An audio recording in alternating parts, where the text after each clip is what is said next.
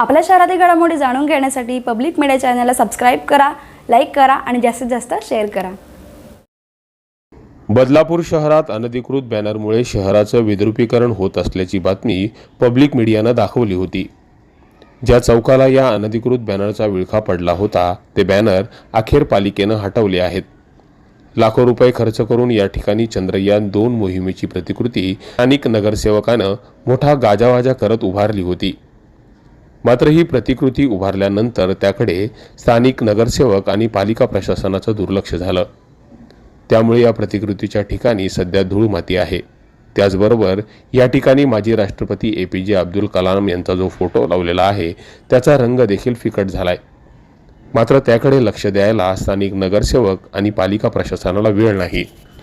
गेल्या काही दिवसांपासून प्रत्येक राजकीय नेत्यांची अनधिकृत बॅनरनं ही प्रतिकृती झाकली होती। मात्र पब्लिक मीडियानं ही बातमी दाखवल्यानंतर पालिका प्रशासन खडबडून जागी झाली आणि अनधिकृत बॅनरच्या विळख्यातून ही प्रतिकृती त्यांनी मुक्त केली आहे। Public media, Badlapur.